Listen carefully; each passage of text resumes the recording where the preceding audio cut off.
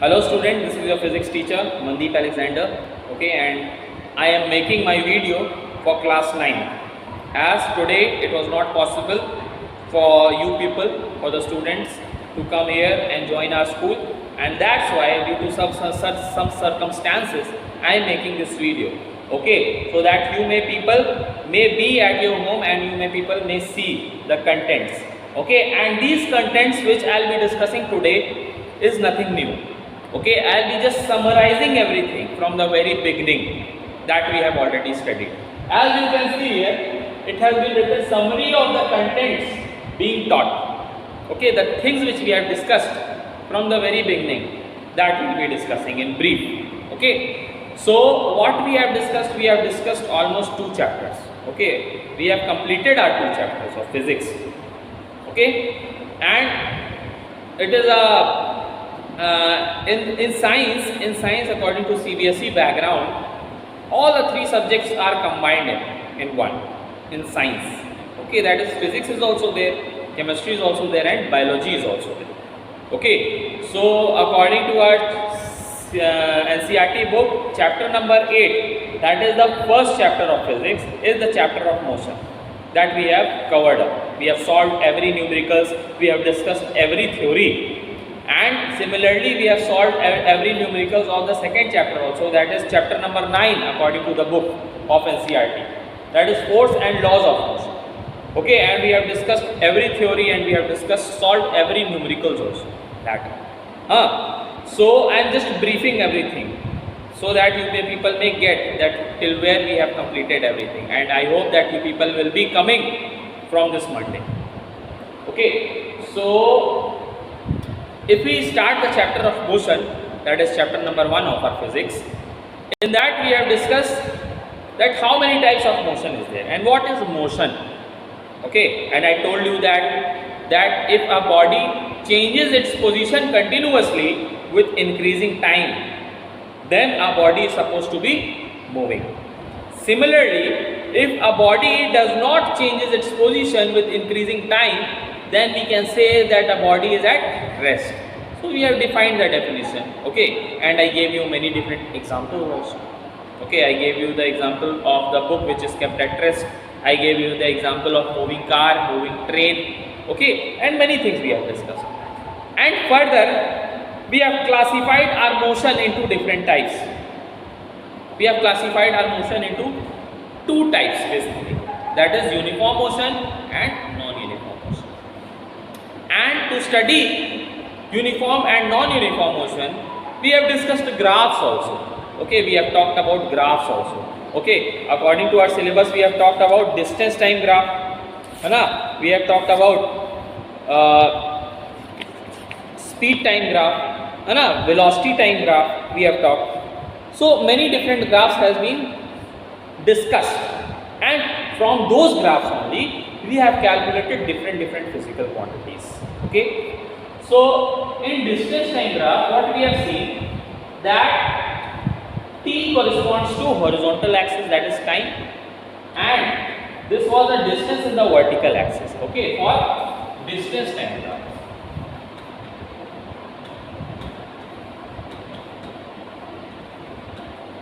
And in this type of graph, what we have discussed are 2 types of motion, that is uniform motion and non-uniform motion. So for uniform motion, if a body has started its journey from origin and its speed is changing with constant rate, or speed is increasing with constant rate, so we can draw the graph like this.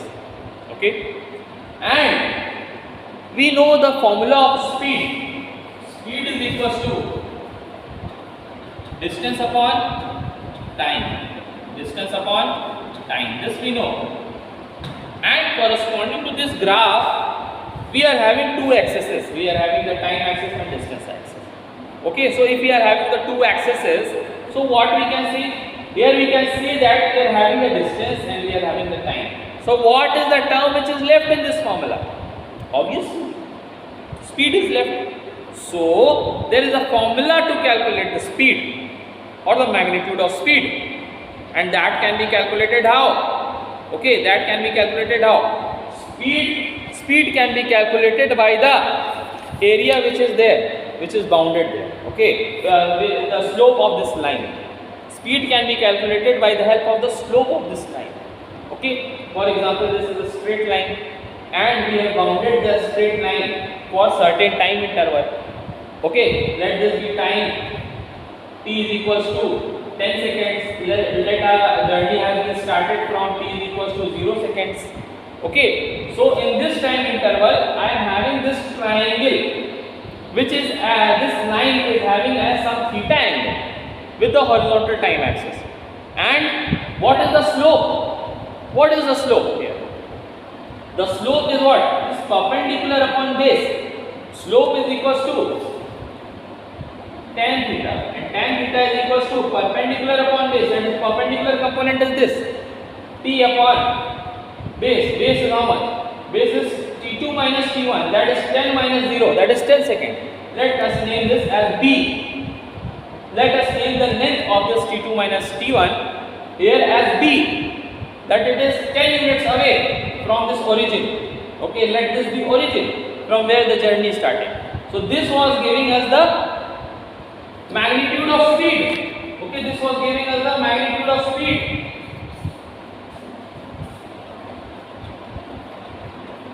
Magnitude of speed. Okay, so this was giving us the magnitude of speed. Further, we were having some values that we have used in the that we have seen in the numericals that has been given in the time distance graph. Something we are having the time interval of 10 seconds. Let us assume in this triangle there is a time interval of 10 seconds, and in this 10 seconds, starting from O, a body has covered up a distance of, let us assume that the body has covered a distance of 20 meters. On this distance axis, this may be 30 meters, okay, and here it may be 15 meters, something like this. So this gap in this 10 interval of time is how much on distance? It is 20 meters according to my observation. So in this graph, the speed can be calculated. It is distance upon time. Distance is what? The perpendicular component. And base component is what? It is the base component is what? This is the time interval. So distance is what? 20 minus 0. Initially the body was at 0 meters. Finally the body is at 20 meters.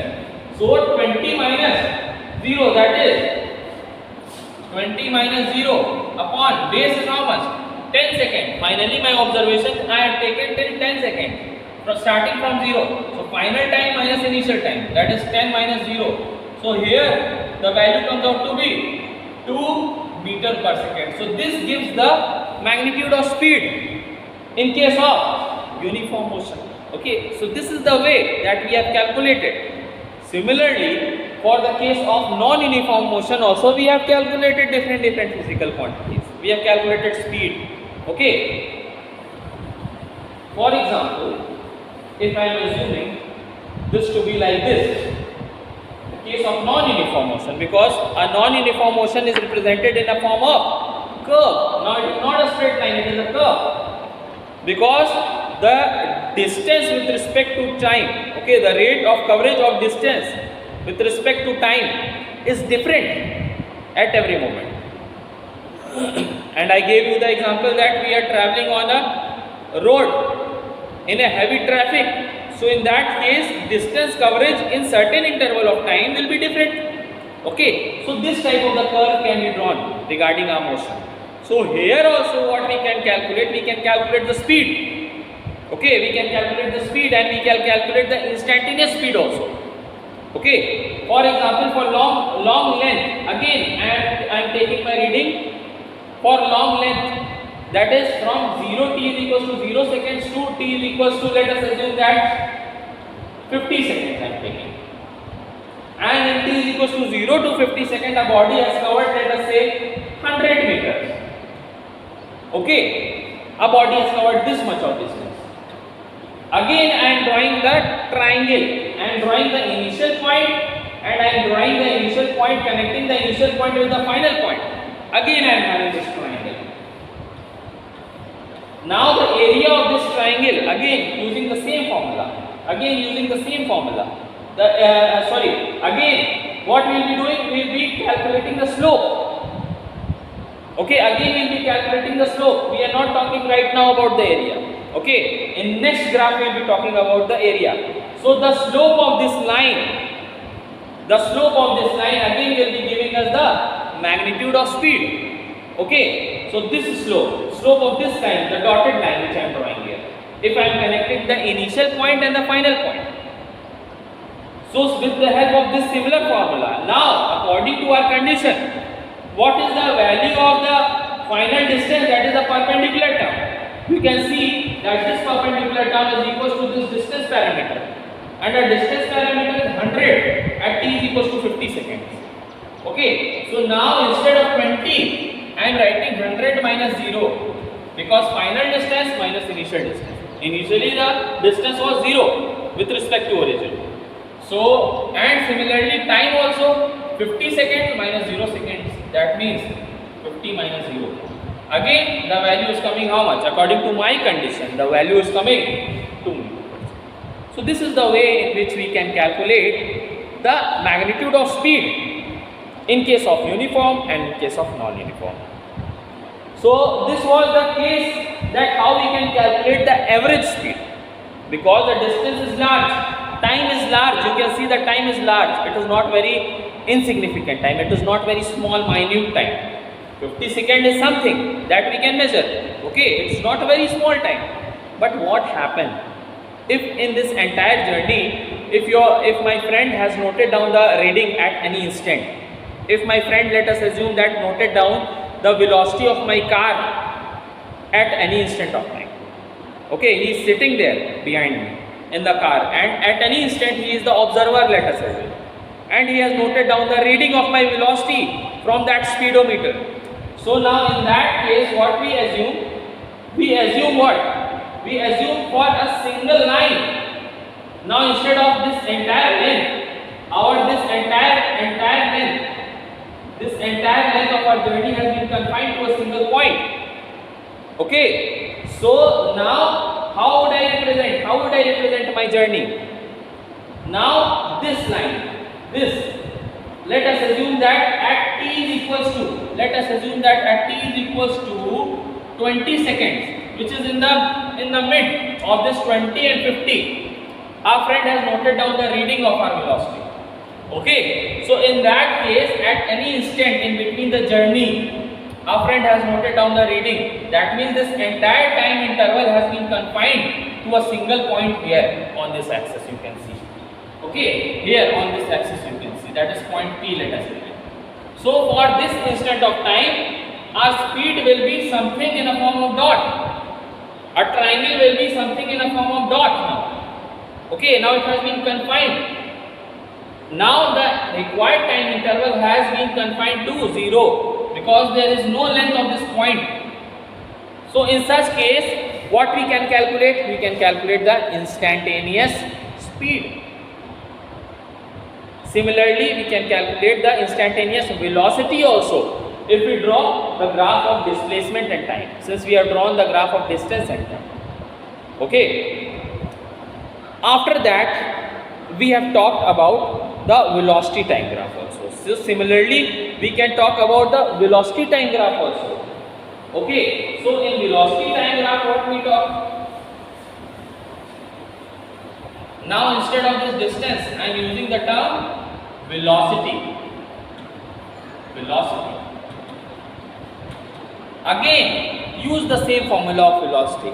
So what is velocity? Velocity is equals to displacement upon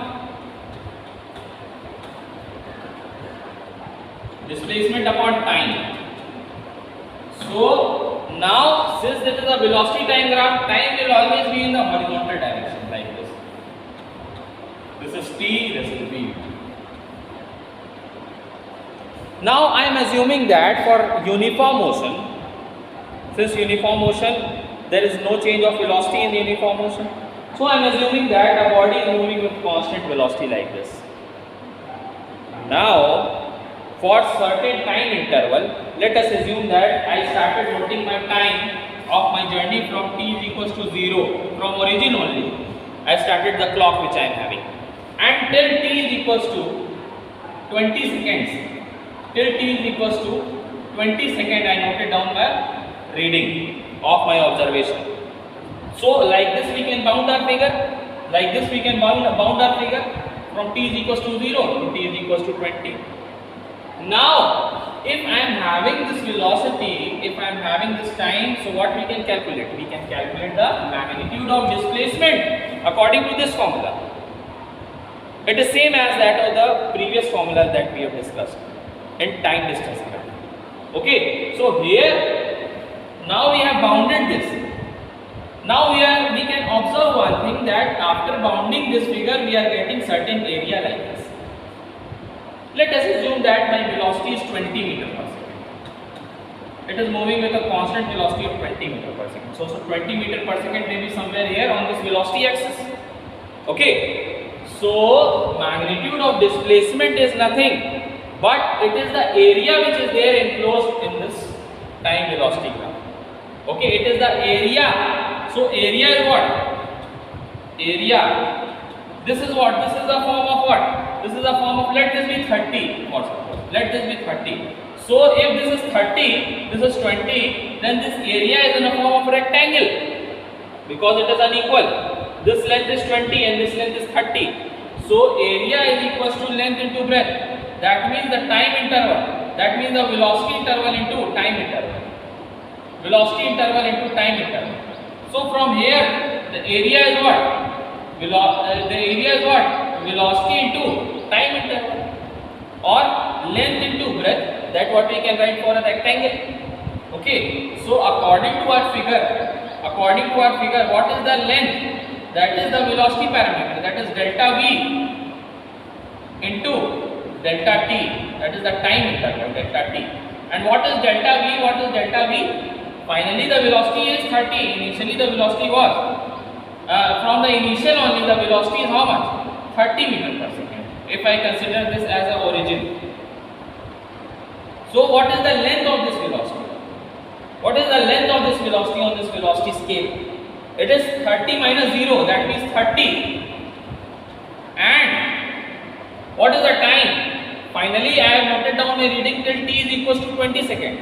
So 20 minus 0, that is 20.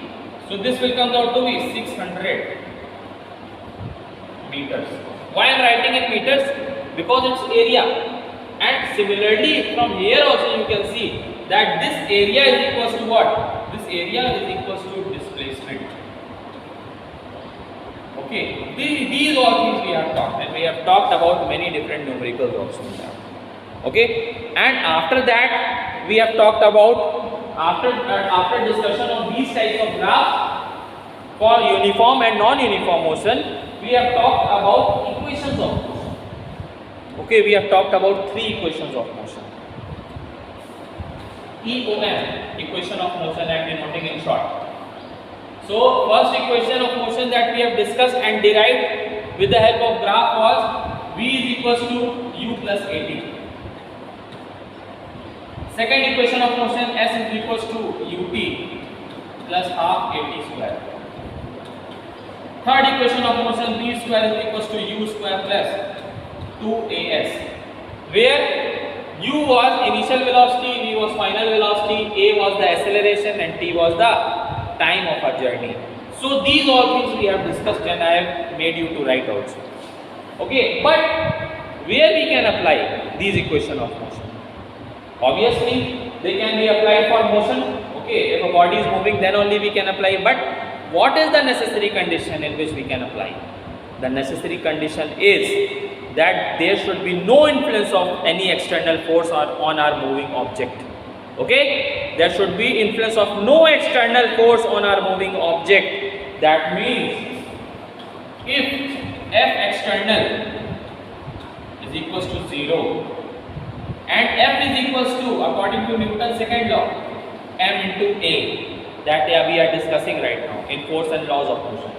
So if F is equals to mass into acceleration and F is 0, so this cannot be 0. Okay, which one can be 0? That means this is the product of two things. So this cannot be 0. This mass cannot be 0. Mass of any object cannot be 0. Can never be 0. So what is making this entire result to be 0? Because result is coming what? 0. What is making this entire result to be 0? Obviously acceleration should be 0 then. To make this entire term to be equal to 0. Because mass can never be 0. Okay. So from here what we can conclude, if there is no external force, that is F external is equals to 0, then acceleration should be constant. Acceleration should be constant, and we can apply these three equations of motion to find the final velocity, acceleration, distance traversed by the body only if and only if the acceleration is constant. And we have solved different numericals, many numericals we have solved, almost all the numericals we have solved in the exercise. Okay. So this was all about the chapter motion that we have discussed in brief. Okay.